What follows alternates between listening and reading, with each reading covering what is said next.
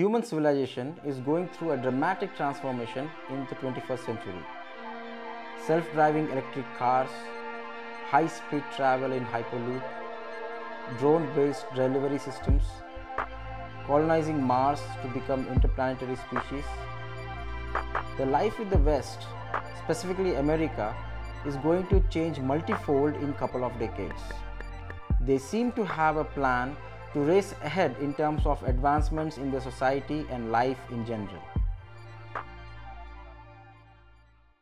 Meanwhile, urban life in Indian cities have become bad to worse.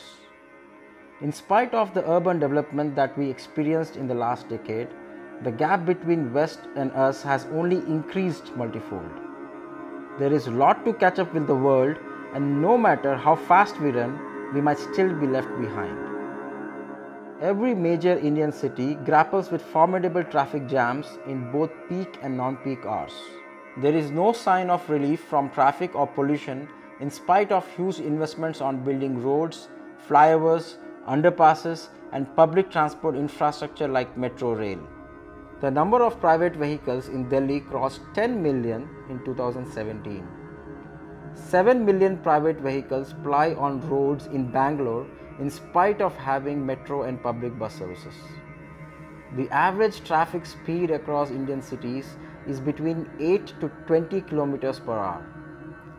Commute time of more than an hour by private or public transport has become the new norm in these big cities.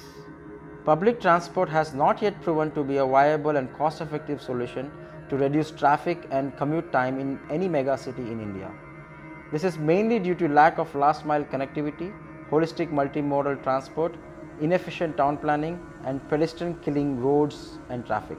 It is estimated that Delhi incurs a loss of 60,000 crore rupees per year due to traffic congestion.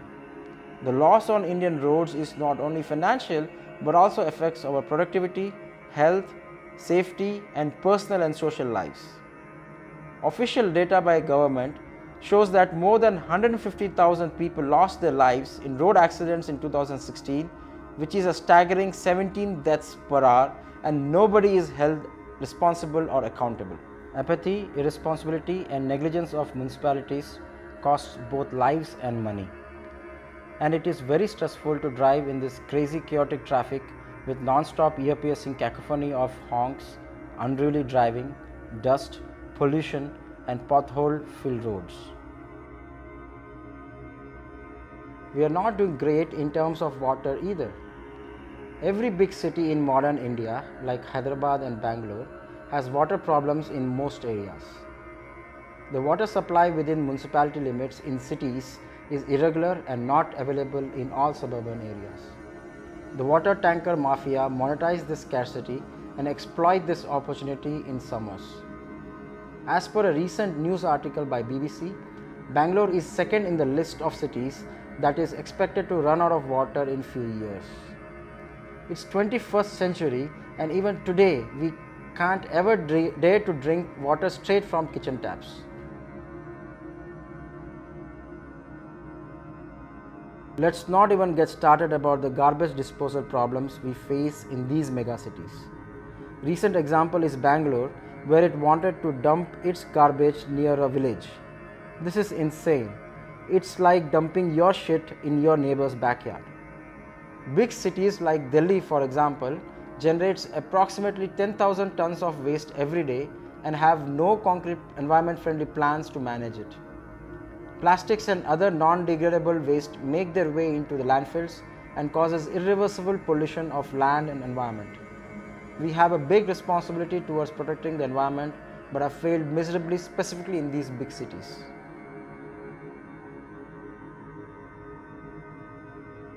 And how can we forget the great floods of Mumbai? The financial capital of India submerged in knee-deep waters. How can that happen? Unbelievable. It only took the blessings of rain gods to bring the financial capital of our country to a complete halt. Water can never be or ever should be a threat to mankind. It is supposed to nourish and nurture life, not destroy it. And yet, on that day, we became slaves of water because of our own wrongdoings. Monsoon flooding is also common in other cities like Chennai, Bangalore and Hyderabad. Delhi, the capital of India that we all love, had to take a day's break to breathe. It was shut down for a few days due to heavy smog in winter, which is an annual phenomenon.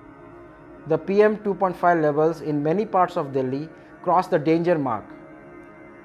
People of Delhi are living in a big gas chamber and dying a slow death.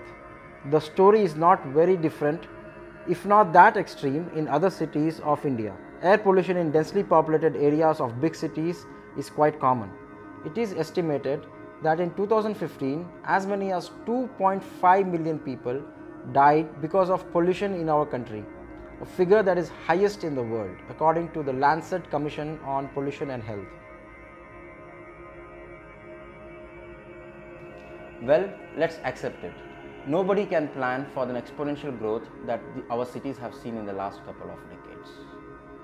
And this problem is not unique to one city. Bangalore, Hyderabad, Delhi, Mumbai, Chennai, Pune, it's the same story everywhere. Every major Indian metro city has similar problems of clogged drains, erratic water and power supply during summers, pollution and hour-long commute times. The city governments try very hard to control this situation, but obviously it's just a patchwork. An underpass here and a flyover there won't fix these problems that are deep-rooted in bad design and lack of planning. To give an analogy, there is no solution to a badly designed and written software. A time comes when no amount of patches can fix the design and implementation flaws. That's when we have to take a tough call to redesign a new software from scratch. All the mega cities of modern India have reached that tipping point because of the gross design and execution flaws at such a massive scale at all levels. We need to redesign and rebuild our urban spaces. Just look around. Everything around us has changed in the last couple of decades. The standard of certain aspects of our lives have improved dramatically, like healthcare, education, the way you communicate with people, the way the social and political causes are fought on Twitter and Facebook, the ease at which you book tickets, transfer money, make payments, call a taxi, etc. But look at our urban chaos. That is still a problem unsolved. Why?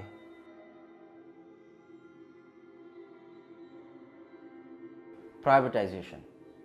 We think it's time to privatize municipalities and urban planning to improve the quality and standard of urban life in India. Recently, we have seen a rising trend of private and public greenfield cities in India, like Lavasa and Palava city in Maharashtra, Gift City and Dholera Smart City in Gujarat, Wave City near Ghaziabad, Naya Raipur in Chhattisgarh, Sri City in Andhra Pradesh, and Amravati, the new capital city of Andhra Pradesh. We think it's time India open-heartedly embraces the concept of private greenfield cities as one of our primary urban living spaces in the new India. Current Indian government started a mission to convert 100 cities to smart cities. Yes, they do solve one or two problems of some urban Indians. However, will it solve all the basic urban problems? Will it help in improving the quality of air we breathe or ensure water availability 24/7? Will it reduce the traffic and bring in discipline and rules on Indian roads like in the West? No. Will the cities remain smart even after 100 years? No. Okay, 50 years? No. 10 years? Maybe, we don't know. But will we able to afford the cost to fix every problem a city faces? Obviously not. Impossible. The cost of fixing a badly designed system at this massive scale is far more than building one from scratch. It is amazing to see what Europeans and Americans have managed to achieve in the last 400 years. How did they manage to neatly plan and build each and every inch of a city, build beautiful and clean public places and smooth roads, enforce common sense-based driving rules and discipline the drivers? And yet there are times when people are stuck for hours in bad traffic pileup on highways. Something is not right there too. After all the investments made on infrastructure, if one has to spend 1 hour on an average in commute, was that investment worth it? What did all the investments in the city infrastructure achieve at the end? Nothing but increase the sales of cars and fuel demand.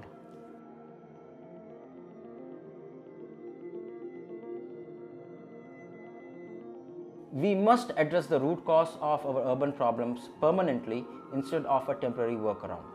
The root cause of our urban crisis is unchecked population growth. Cities are complex man-made machines that generate economy.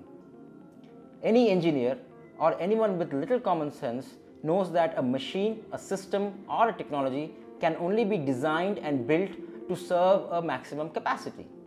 If the demand increases beyond a system's capacity, it is bound to collapse. Our cities have already crossed that tipping point. Well, our growth story really started after 1991 when we opened up our markets. We had a lot of legacy infrastructure as our assets that soon became a liability and prevented proper planning in cities and metros. This, coupled with a sudden surge in demand and growth in urban spaces, left the government municipalities helpless and in some instances were caught sleeping. Today, around 250 million Indians live in urban cities, and it is estimated that in the next couple of decades, this number will increase to more than 600 million. With uncertain future of American visa rules and the imminent threat of world war due to recent geopolitical turmoil, there is a good chance that hundreds of thousands of NRIs may return back to their relatively safer motherland. The question is, how do we plan to accommodate these tens of millions of people migrating to already failed cities? Are these cities prepared to handle the sudden surge in demand? Can these cities handle the surge in demand? Can they ever provide a reasonable quality of services to all its residents? Will the real estate be affordable to an average urban citizen? Maybe not. The worst part is that no government or urban local body seems to have any real plan to address this. They all are repeating the same mistakes that brought us to this state in the first place. A research paper by a professor in Delhi indicates that if we continue to urbanize the way we did so far and do nothing different, by 2051, more than 800 million people out of the total projected population of around 1.7 billion will be urbanized. And 230 million out of the 800 million urban residents will live in megacities with a population of more than a million. To accommodate this population, we would need more than 130 cities with million plus population, which will convert 12.2 million hectares of agricultural land for urban use. This in turn will reduce the cultivable land for producing food required to feed the 1.7 billion mouths. By 2051, the vehicular population on roads will be more than 300 million, almost 6 times more than today, which means we will need to build 6 times the road network in the megacities to accommodate this demand. These numbers are overwhelming and are not sustainable if we continue to urbanize the way we do today. The time has come for us Indians to come together and take collective responsibility to prevent this catastrophe in future. In order to meet our urban requirements in the future, we need to build greenfield urban habitats anyway. So why don't we grab this opportunity to start afresh and create a framework to build cities that avoids most of our urban, rural and social problems by addressing the root causes. Well, we are still a startup nation. Introducing HappiCities.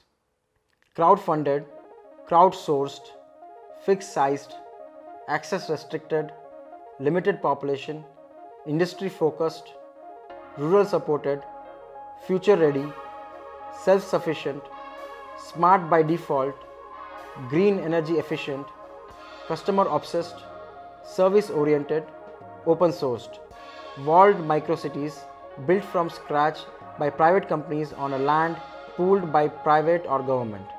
No, this is not yet another smart city project. Hell no.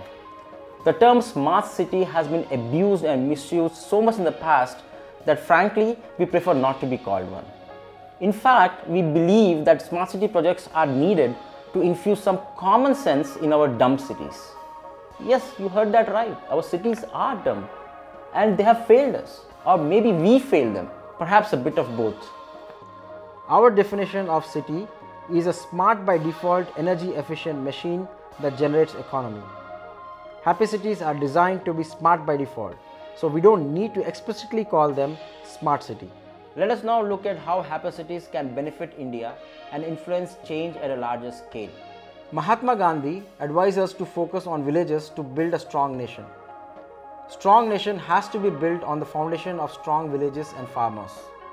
This is common sense actually. When 70% of the nation's population are farmers, we need to make them stronger and self-reliant. Unfortunately, we haven't been able to give the farmers the quality of life they deserve. Moreover, the long distances from major markets makes them vulnerable to exploitation by middlemen and impacts their earnings. Our major economies are concentrated around a handful of cities, which are the primary markets for farmers. If we build thousands of microcities throughout India in the next 100 years, we can bring urban markets and infrastructure closer to farmers, thereby eliminating the exploitation by middlemen and giving farmers a level playing field to earn more from their produce.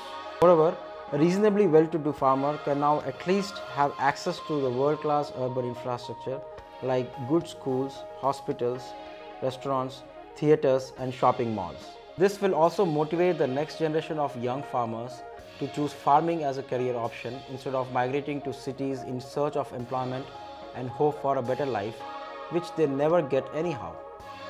Proximity to microcities will also give alternate employment opportunities to the farmers during non-productive seasons.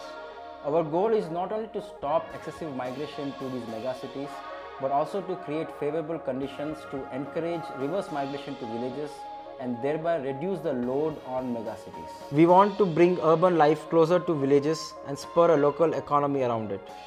Happy cities and happy villages around it will develop a symbiotic relationship between them.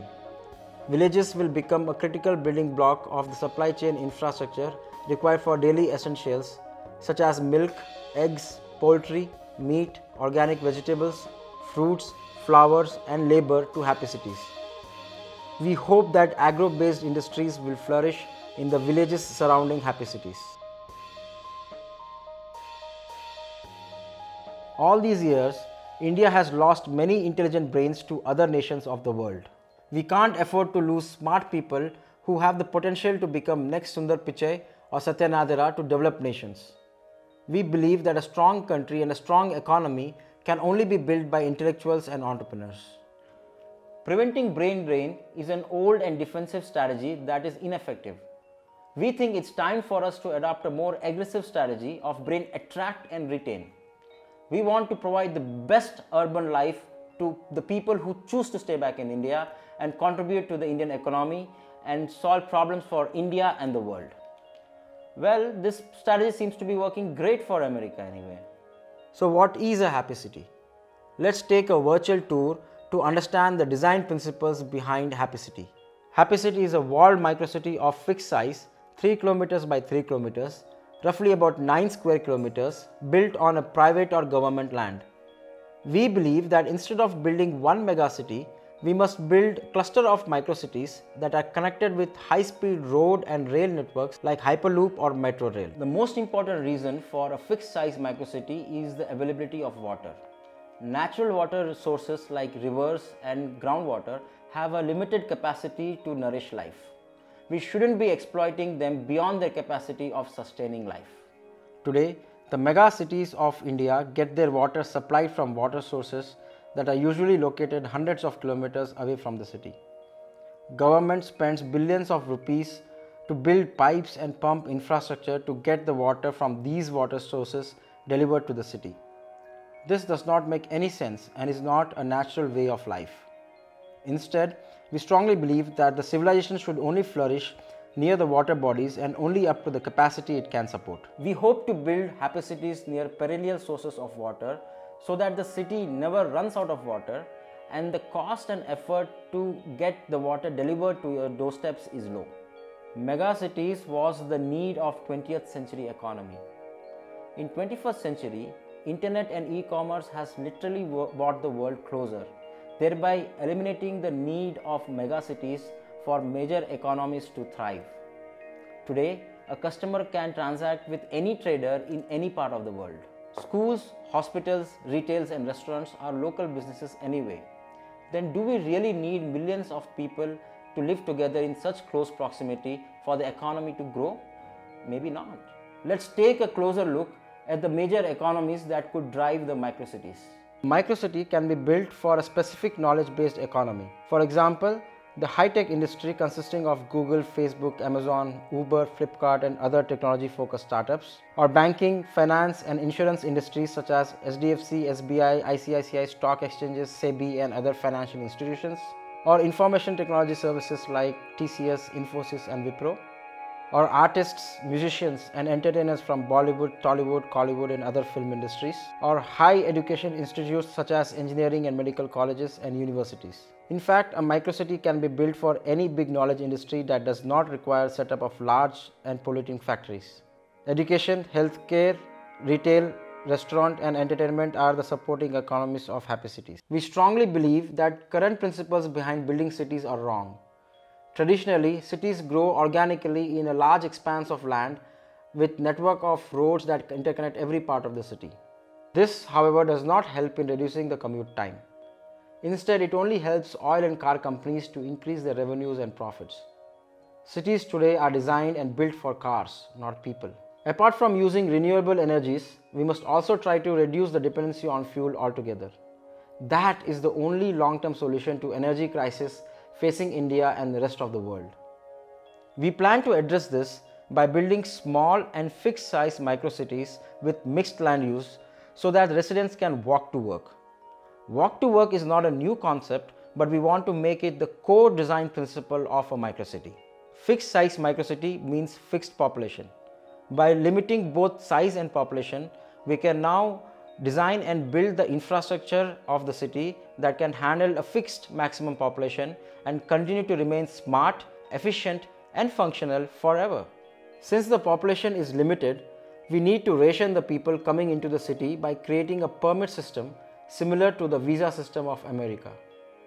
We hope that urban Indian would embrace this new concept of restricted access to the city, since they are quite familiar with the visa system required to work and live in America and other countries of the world. Anyone who has some business to do within the city limits, like work in a company as an employee or start a business, will be eligible and welcome to apply for a permit. You can now experience the benefits of an advanced urban civilization without leaving your country. How cool and convenient is that?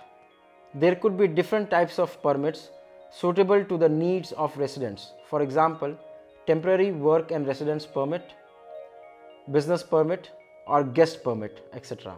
Residents with temporary residency permits may not be able to purchase property in the city. Instead, they can only lease apartments for multiple years. This will reduce the financial burden of purchasing a property and make housing affordable. There is another reason why the ownership of an apartment needs to be decoupled from the residency. Imagine what would happen if after 50 years, the employees of a company retire and continue to live in Happy City. How would these companies hire fresh talent when the residential capacity of the city is full? By coupling residency with employment, we guarantee smooth functioning of the companies in the city who can continue to hire when needed. Of course, many questions may arise around this concept, which can be discussed, debated and fine-tuned as we embark on this long journey.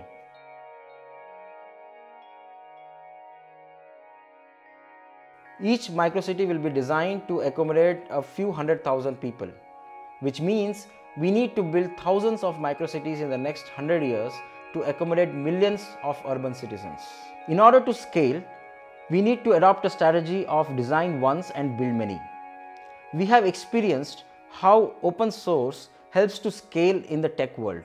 In the same way, we plan to open source the detailed design and technical specifications of the microcity as a template. We would also need to maintain multiple versions of the design template as we continuously improve the efficiency of the city by improving the design, learning from past mistakes, and adopt to new technologies and change in lifestyle. The benefits of open source is that any organization or a group of organizations can now be encouraged to build microcities with minimal investment on design and planning and focus more on execution. Our goal of building 1,000 microcities in the next 100 years in India is possible but only when many big organizations build tens and hundreds of microcities across the country. Traditionally, city planning has been all about more roads for more cars.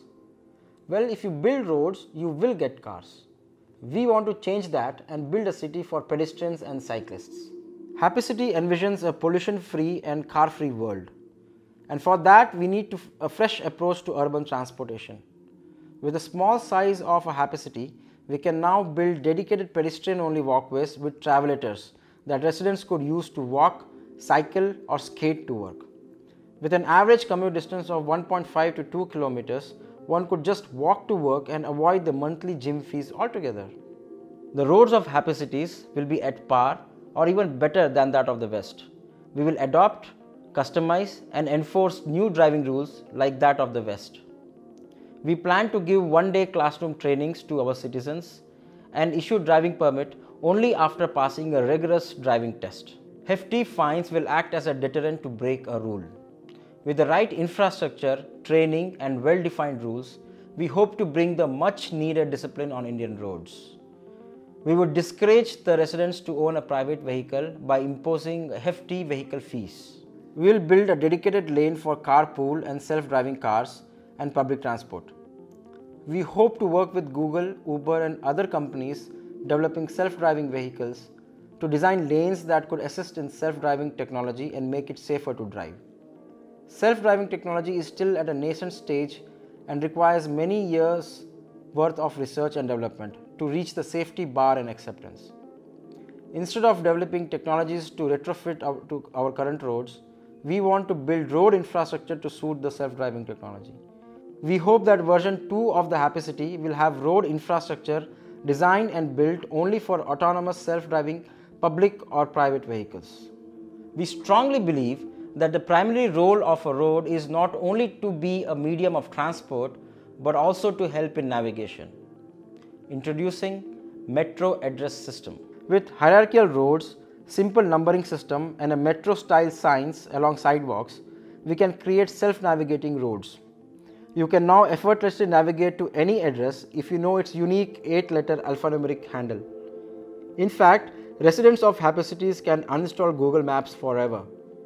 It's pretty cool to make the most sophisticated and the most useful software app in the world obsolete. Residents of one HappiCity can travel to other HappiCities and yet navigate around the city with ease. They will be able to find public toilets, drinking water stations, bus stops and shopping complexes with ease because they'll be located at the same place in all HappiCities. That's one big advantage of design once and build many.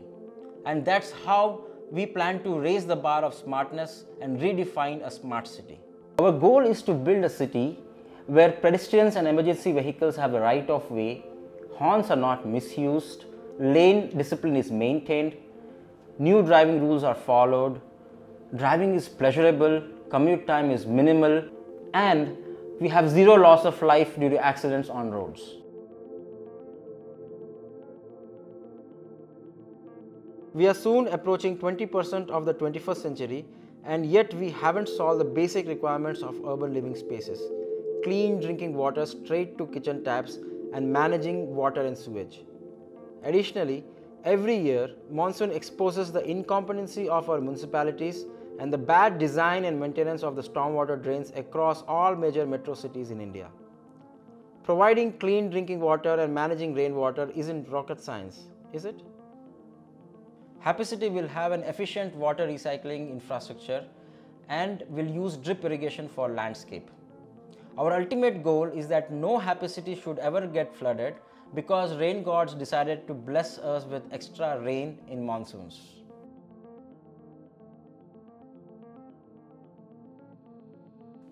HappiCity aims to become the zero waste microcity by adopting the best processes, technology and systems for waste collection, segregation and recycling. We can fuel a symbiotic relationship between HappiCities and the surrounding happy villages by selling the organic manure generated from the green waste in the city to farmers.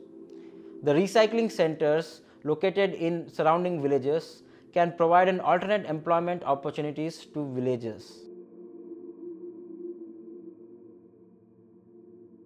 HappiCity will be an energy efficient microcity.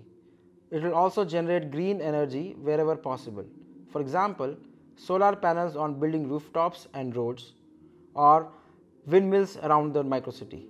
The unique design of solar panel structure 20 feet above the road serves multiple purposes. Protects the road from rainwater and the sun's heat, thereby increasing its life, as well as generates electricity that powers the lights and traffic signals in the city.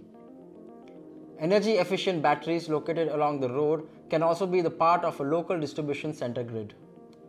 The pillars of solar panel cover structure can develop as integrated Wi-Fi, 3G or 4G wireless communication antennas and provide electric car charging points along the road. Needless to say, we will adopt the best practices, technologies and infrastructure of the smart city like smart meters and monitors.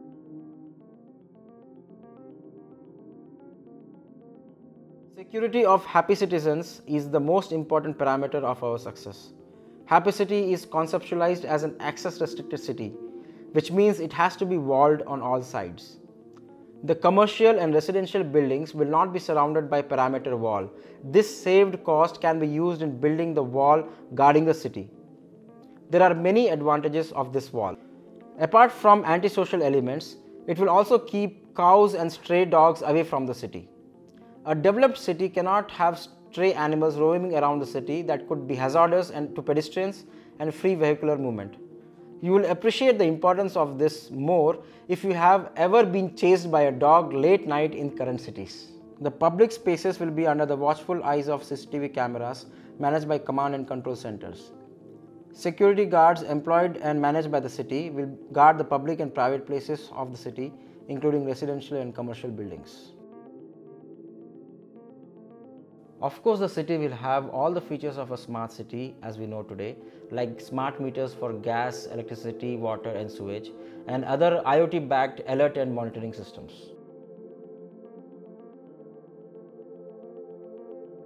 Happy cities are future ready. By that, we mean they can be upgraded to future technologies. For example, we will work with drone delivery companies to design buildings and apartments to assist in easy and reliable drop of packages to your apartment's QR coded balconies.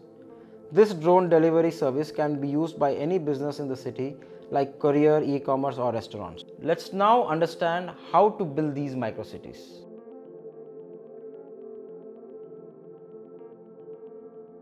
The 74th Amendment of the Constitution of India recognizes Gram Panchayats as a self-governing body and gives many rights to govern their area. We hope to leverage this constitutional provision and partner with a group of Gram and Nagar Panchayats to build these microcities under a PPP model.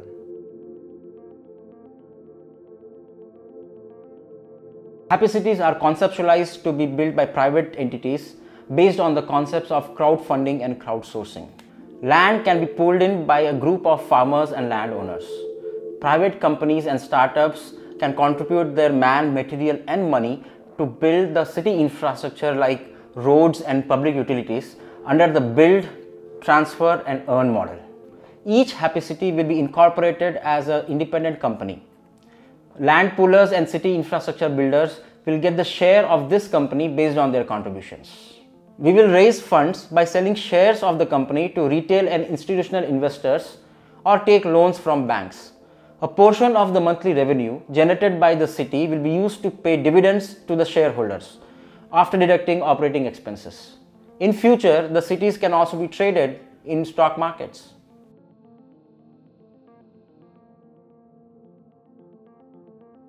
Happy City earns its revenue from the city fees collected from residents and businesses. Additional revenue from advertisements in public spaces like bus bays, roads, etc. and corporate branding is also a possibility. I bet there are several questions in your mind like, will it be very expensive to live in a happy city? Will it be only for the rich or will it be affordable for all? Let's address these questions.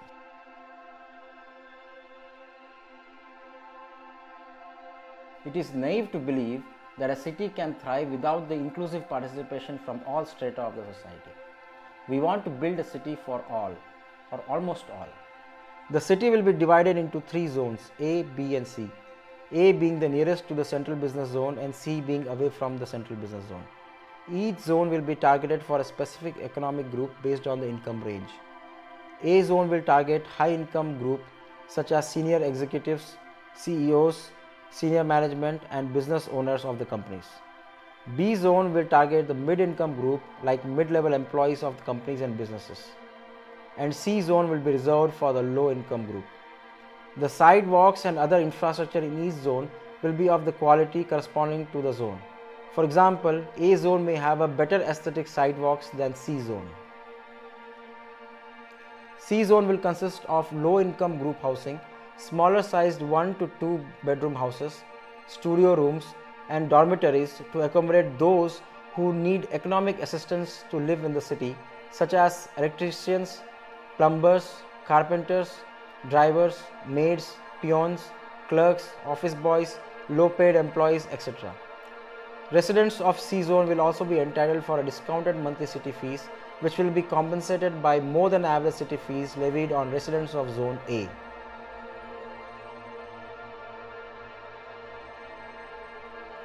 Honest answer? No. There could be a minimum wage requirement to be eligible to reside within a microcity. However, the villagers and farmers residing in the villages surrounding HappiCities will benefit economically because they will be able to sell their produce directly to the consumers in the farmers market within the city at a higher price. Well, the needs of the poorest of the poor are quite different and they need different kind of help from government, not HappiCity.